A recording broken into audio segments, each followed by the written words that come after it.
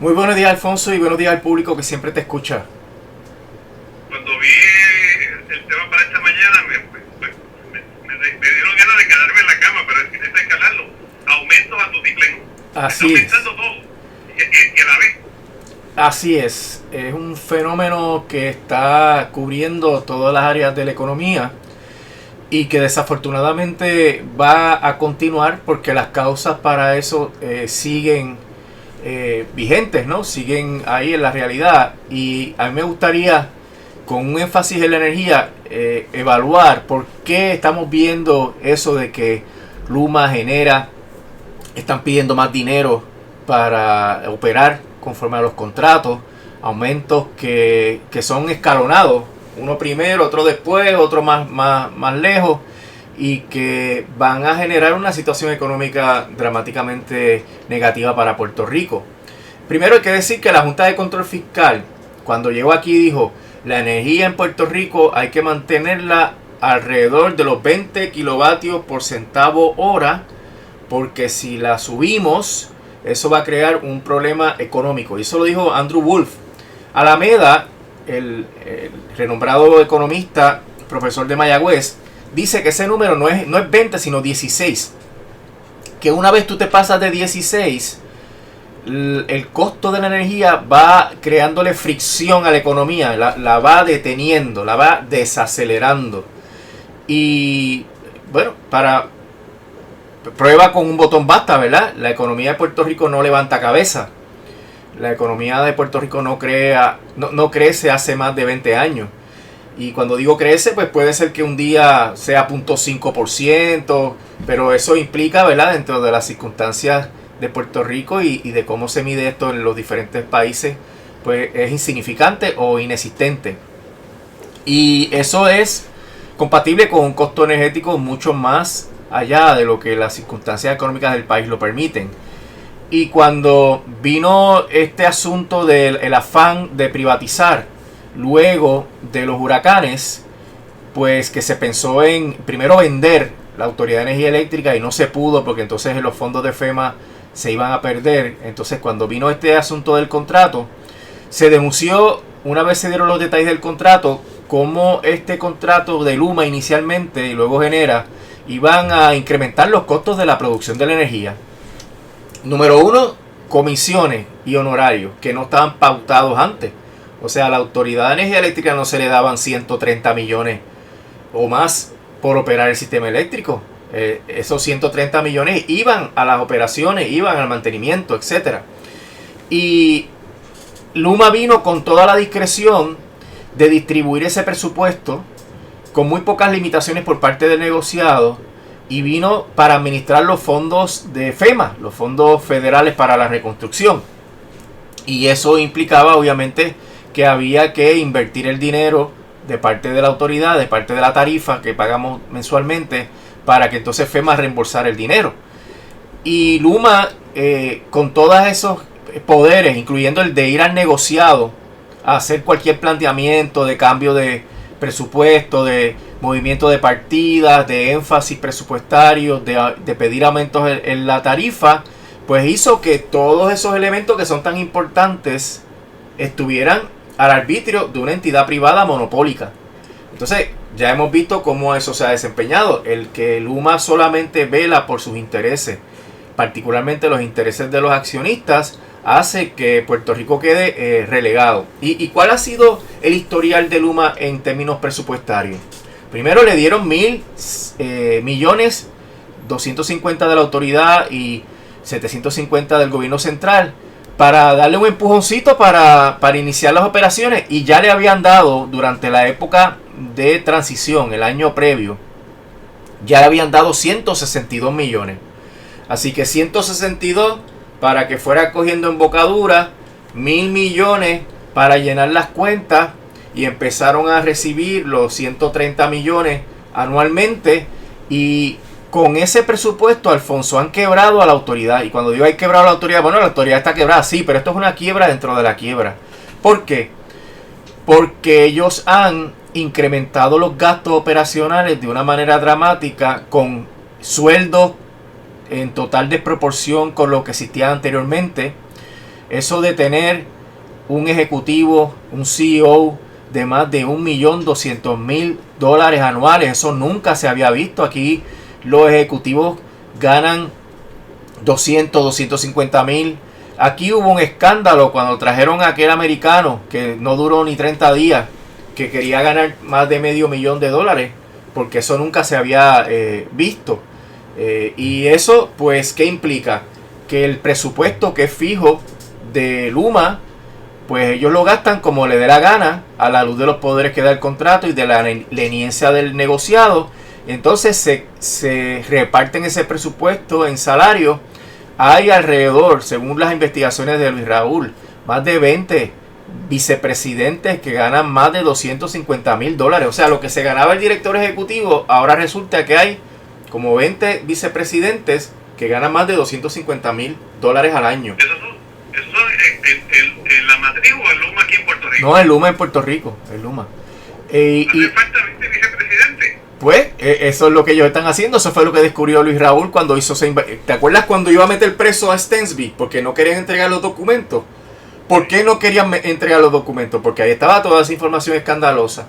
De ahí es que Josué Colón saca que el programa que tiene Luma para los empleados de las matrices, Second Employees Program, creo que se llama en inglés, establece o representa una carga para el presupuesto de $200 millones. O sea que de esos 700 millones que coge Luma, 200 es para nómina de empleados, muchos de ellos que son empleados que aquí le pagan hoteles, automóviles para ellos y para los cónyuges, viajes y los gastos alegres, que al principio se descubrieron también bajo las investigaciones de Luis Raúl, que hasta alcohol se financiaba con los dineros de la tarifa.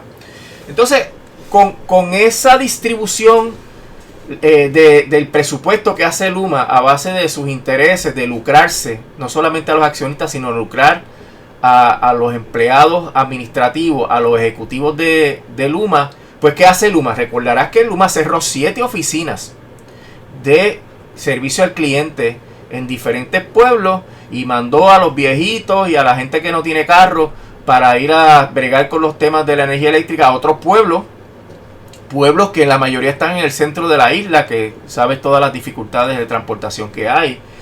Y eso porque no le dio el presupuesto, suspendió la poda porque no le dio el presupuesto y dice actualmente que tiene un déficit de 127 millones porque no le da el presupuesto. Entonces, ¿qué tú dices? Pues eso, Luma es una pésima administradora de los dineros de la tarifa. Y Josué Colón dice que por no haber hecho los reembolsos de FEMA, porque a Luma no le interesa hacer el reembolso, a Luma le interesa hacer el proyecto y fotutearse el dinero de FEMA, pero pedirle reembolso para que la autoridad recobre el dinero no le importa, porque eso no le toca a Luma. Y entonces hay un déficit de 550 millones porque Luma no hace el trabajo. Y de la misma manera Luma quería eliminar más de 300 millones de dólares en cuentas por cobrar, porque tampoco hace el trabajo de cobrar las cuentas a los abonados.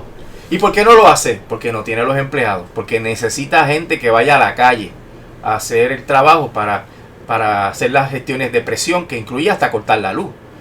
Y en ese esquema de corrupción con el uso de la tarifa, de mala administración del dinero de la tarifa, pues por supuesto que Luma no le da el dinero. Y la queja de Luma es: a mí no me da el dinero, yo no tengo suficiente dinero en las cuentas, se está violando el contrato, al violarse el contrato yo no voy a poder dar el servicio. Esto está ocasionando, le está echando la culpa del aumento de los apagones a que no hay dinero. Y le está echando la culpa de la posibilidad de cosas terribles a que no hay dinero, pero la culpa de que no haya dinero es de ellos. Mala administración del dinero que están recibiendo, no están haciendo los reembolsos de FEMA y están gastando demasiado dinero en las prebendas de los empleados ejecutivos particularmente. Así que esa mala administración, y por otro lado, para no decir más allá de esto, pero no han querido divulgar información financiera. Se han negado a reunirse con los auditores del Contralor, se han negado a reunirse con los auditores de la Autoridad de Energía Eléctrica. O sea que eso tiene que haber ahí un cucarachero tremendo. Entonces, bajo ese escenario, ¿Qué debe hacer un ente regulador como el negociado de energía? Taparse los ojos, mirar para el otro lado y decir, no me importa que tú hayas hecho esta mala administración, yo te voy a dar un aumento. O sea, esa es la supervisión que tiene Luma por parte del negociado. Y esto no es que yo estoy diciéndolo y esto no ha sido objeto de discusión en el negociado. No, la Autoridad de Energía Eléctrica ha planteado todo esto en sus mociones en el proceso de aumento de la tarifa. Y en vez del negociado exigir responsabilidad administrativa y financiera a Luma, que es parte de sus funciones, mira para el lado y le da el aumento de más de 3 centavos por kilovatio hora. Y ese aumento es para cubrir todos los boquetes en las finanzas y en el presupuesto de Luma, que la mala función de cumplir con el contrato, la ausencia de cumplimiento con el contrato, está ocasionando en Luma. ¿Y quién paga los platos rotos? Pues pagamos los platos rotos nosotros, los abonados, los que pagamos la luz, que nos va a aumentar la tarifa. Que de paso el negociado se tira esta maroma de que yo aumento por acá y resto por acá, porque los aumentos trimestrales de combustible, entre otras cosas, bajaron este pasado trimestre. Es excelente, magnífico, pero cuando esos aumentos trimestrales vuelvan a aumentar, que eso es periódicamente, van aumentando, bajan, pues entonces vamos a tener una factura de energía eléctrica 3.4 centavos por kilovatio hora mayor que la que se tenía el mes pasado. Y dentro de esas circunstancias, pues el que paga los platos rotos no es Luma. Luma se olvidan de fiscalizarla, se olvidan de exigirle responsabilidades por la mala administración del presupuesto, y borrón y cuenta nueva, y aquí no ha pasado nada.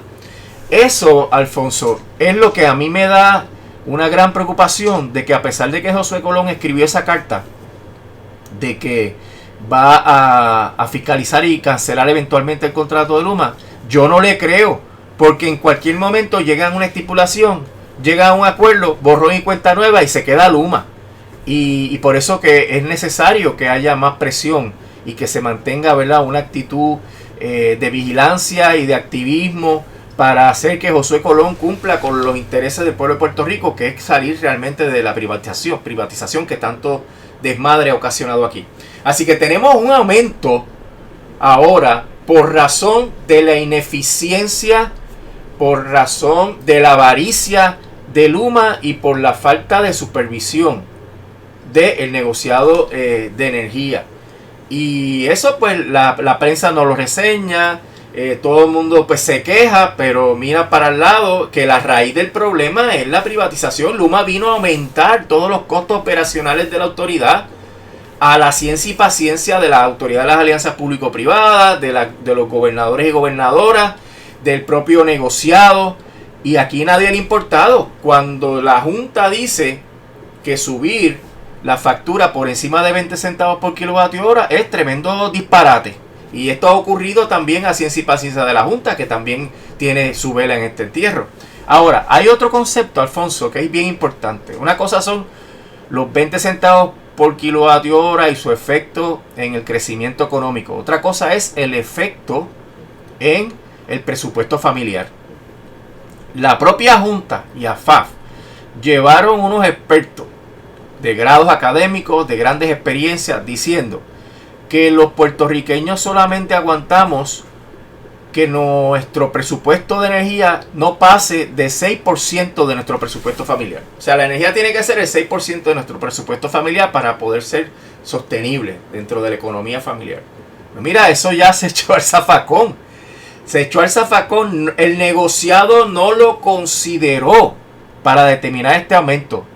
El negociado se le planteó que tenía que hacer un análisis de si esta tarifa o aumento de tarifa que está pidiendo Luma es asequible para el pueblo de Puerto Rico. Si el pueblo de Puerto Rico lo puede pagar. Y miraron para el lado. No han tomado en cuenta y no han querido resolver esto en la etapa preliminar. Así que esos aumentos llegan y al negociado no le importa si eso disloca la economía o disloca el presupuesto familiar. Lo cual es una gran irresponsabilidad, porque el término que utilizan los expertos de AFAF y de la Junta de Control Fiscal para describir el efecto de que tú te pases de las capacidades de pago de los consumidores es el downward spiral, que lo hemos mencionado aquí, la caída en barrena de la muerte. Y pero, es... ¿ellos lo desconocen o no lo quieren conocer? No, ellos no lo desconocen porque eso se ha planteado.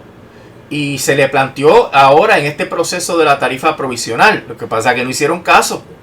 No quisieron tomarlo en cuenta.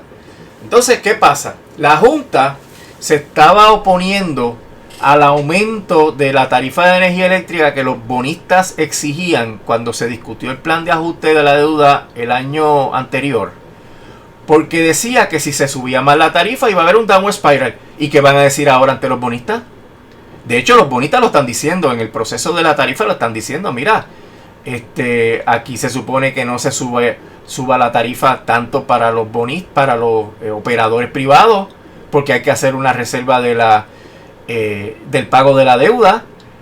Y si se sube demasiado, la Junta estaba diciendo que iba a haber un downward spiral. O sea que aquí la Junta de Control Fiscal, las privatizadoras, el negociado, todos están entrando en unas contradicciones tremendas. Que al final del camino el costo de la energía eléctrica va a ser totalmente insostenible aquí en Puerto Rico, porque esto es lo primero, ¿verdad? Y de paso, sobre las pensiones que tuvieron que incluir, las tuvieron que incluir porque el dinero que se asignó en la tarifa en el 2017 se lo robaron. Se lo robó la Junta de Control Fiscal, se lo robó la Autoridad de Energía Eléctrica, se lo han robado las privatizadoras, porque ahí estaba una partida separada. Y como ellos se han quedado con el presupuesto, como se han repartido el presupuesto a gusto y gana, pues se robaron el dinero de las pensiones, quebraron el sistema de retiro y ahora hay que aumentar la tarifa otra vez para cubrir el sistema de retiro. Así que esto es todo un desastre, Alfonso. Y dentro de estas circunstancias tengo que lamentablemente decir que vienen otros aumentos porque esto es provisional. Luma está pidiendo de 10 a 11 centavos por kilovatio hora. Lo que le han dado son 3 puntos y pico. Los bonistas están al acecho. El plan de ajuste de la deuda no se sabe cómo se va a financiar. Si el plan de ajuste de la deuda no es viable, habría que sacar más dinero para que se haga viable. Viene la moción de gasto administrativo que la jueza no la mató en la argumentación que hubo el miércoles anterior. Que esperaba la Junta que la jueza le diera un golpe de muerte a esa moción y dijo que no podía resolver, que los bonistas no tenían razón porque hacía falta descubrimiento de pruebas, porque tiene que recibir pruebas. Y los bonistas dicen que en los documentos de la autoridad se refleja claramente que ha habido ingresos netos y que la autoridad se los fotuteó, para decirlo de verdad en un lenguaje común, se los robó. Y que como se los robó, se los deben. Y esto podría llegar a más de 3.4 billones, millardos, miles de millones adicionales que habría que pagar de la tarifa, sin duda. O sea que el panorama es súper complicado para que el negociado de energía, que tiene el poder de fiscalizar y poner en cintura a Luma, se haya puesto a mirar para el lado en términos de la mala eficiencia, de la mala administración de Luma y en términos de cuánto es asequible, el affordability, ¿verdad? Que es el concepto, si podemos o no podemos pagar. Esa es la función del supuesto regulador, Alfonso, que en realidad ha abdicado a los poderes que tiene para abrirle paso sin ningún tipo de problema a las privatizadoras para tratar de afianzar el régimen, la garra de la privatización sobre nuestro sistema eléctrico. Por el otro lado, Josué Colón, remando en contra de viento y marea con esa carta, pues va a sentir la presión, Alfonso. Y el problema es que si él llega a un acuerdo con Luma, sería borrón y cuenta nueva. Y aquí no ha pasado nada. Eso es peligroso. Bueno, fatal para el país. Fatal. Sí, pero y si matan al país, ¿qué van a hacer? Pues, Alfonso, pienso yo, ¿verdad? Que en un principio uno pensaba que esto eran teorías de conspiración. Pero acuérdate que el desplazamiento cada vez se hace más evidente. Todas las acciones para desplazar a los puertorriqueños, mira, acaban de firmar una ley que permite que los profesionales de Estados Unidos vengan a trabajar aquí y que se le acrediten las licencias que tienen en los diferentes estados. Esa ley hace que Puerto Rico renuncie a su poder de razón de estado para controlar la inundación de profesionales que, independientemente que tengan sus méritos o su derecho a ganarse la vida, pero van aquí a desplazar, a inundar los mercados con mano de obra, que lo que hace es que los que estamos aquí nos marginemos aún más. O sea, este gobierno y esta Junta de Control Fiscal sin duda van en la ruta de hacer que este país no sea viable, para desplazarlo totalmente, para que la gente se vaya, se canse y se vaya de aquí. No viable para los puertorriqueños.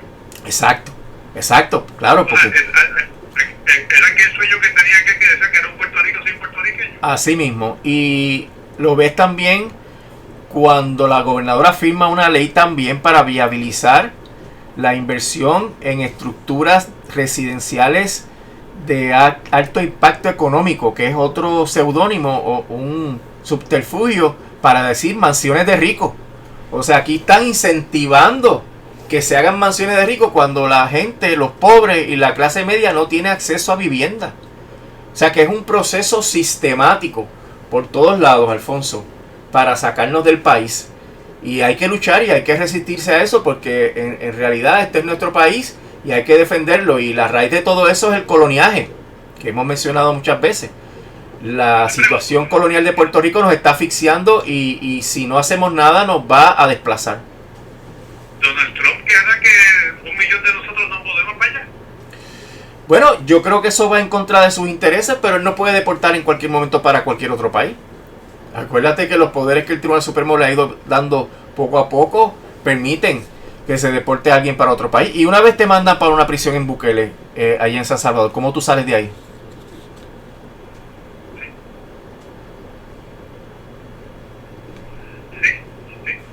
O sea que esto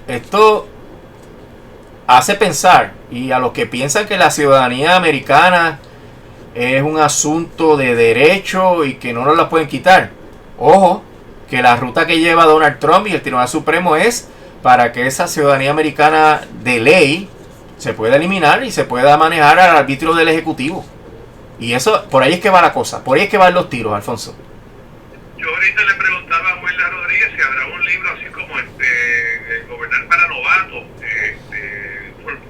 Governing for Beginners, algo así. For Dummies. Para los gobernadores, pero evidentemente para los asuntos nuestros ella no está muy ocupada, pero para esta agenda de traer gente de afuera y de sacarnos de este país, en esto está siendo muy puntual. Ahí se ve que es sistemático el proceso, Alfonso. Por eso te dije que es una agenda que se está implantando. Ella está perdida en todos los demás temas, menos en ese. Y esa legislación viene también de la legislatura, de Rivera Chat, de Johnny Méndez. O sea, toda esa gente, eso es lo que están buscando. Se odian. Esos puertorriqueños que están en la legislatura se odian, Alfonso, porque quieren realmente perder el país. Todo bajo esta ilusión de que mientras más ameno, más dulce para los americanos sea Puerto Rico, más fácil va a llegar la estadidad. Pues mira, la única manera que va a llegar la estadidad va a ser mediante el desplazamiento y la suplantación de la población puertorriqueña, como pasó en Hawái. Esa es de la única manera, y yo creo que ellos lo ven de esa manera, que ellos tienen que facilitar el proceso de desplazamiento para que haya la estadidad, cuando ellos no saben que a ellos también los van a desplazar. Por eso, porque ellos ni siquiera, muchos de ellos ni siquiera hablan inglés. La inmensa mayoría no habla inglés. Y que si los cogen en Estados Unidos y le hacen una pregunta y no saben hablar inglés, se los pueden llevar también y deportarlos.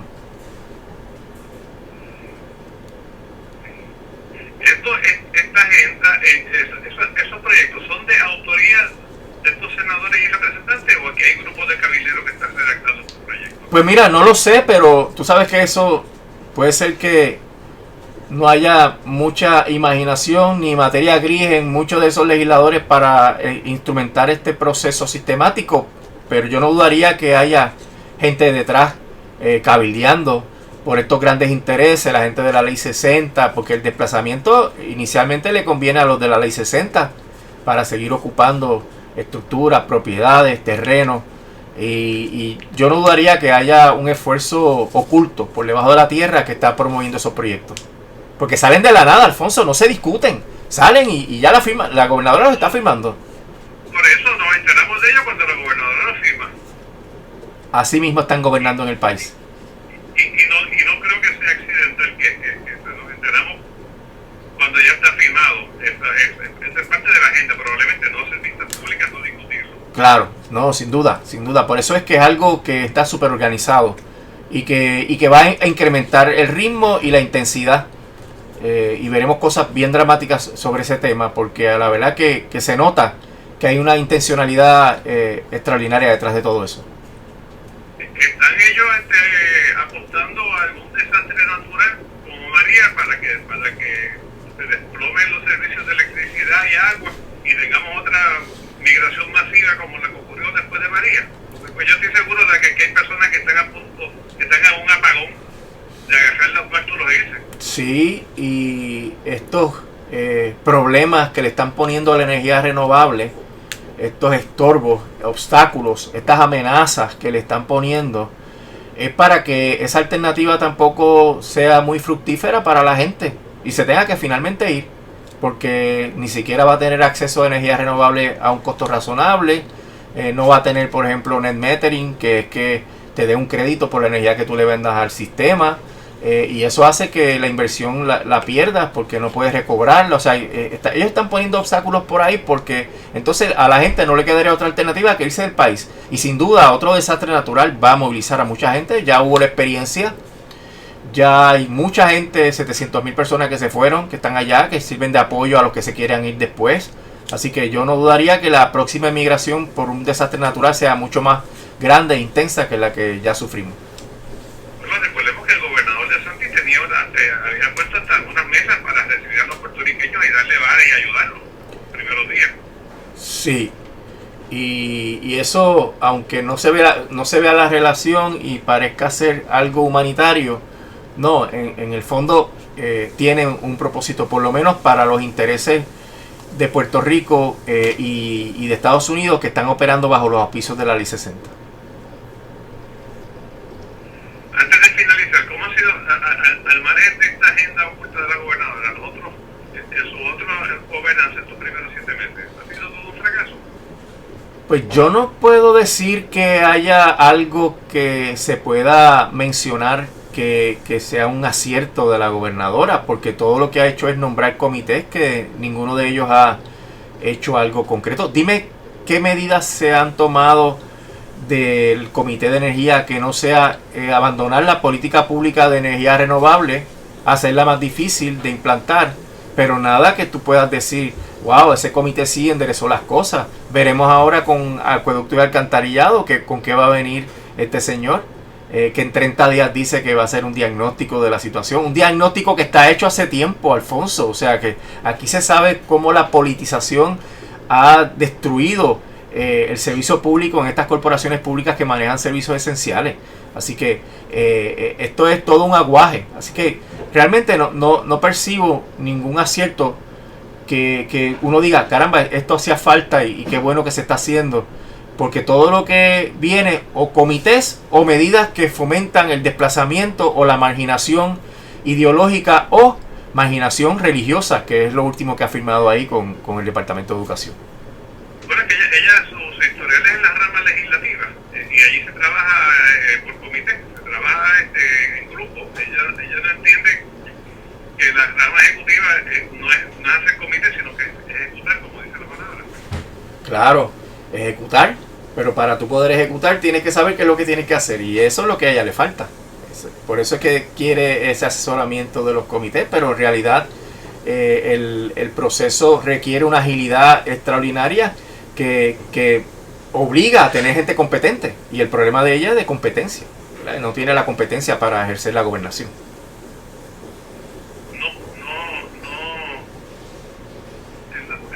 No hay the best and the brightest, ciertamente. No, y ella no ha podido crear un equipo de trabajo de gente que no sean más allá de los mismos de siempre que han estado a su alrededor, ¿verdad? Que no traen nada nuevo y todo es reciclado. todo es gente que ya pasó por el gobierno, ni fu ni fa durante ese tránsito por el gobierno. Yo lo traigo aquí como la última Coca-Cola del desierto y no pasa nada porque no tienen nada que aportar. Bueno, que aquí lo primero que se pide es lealtad y después entonces experiencia, Sí, capacidad. sí. Y a veces esas dos cosas no están juntas. La mayoría de las veces no están juntas. Licenciado, muchísimas gracias, que tenga un bonito día. ¿Cómo no, Alfonso? Que estés bien, que pase buen día.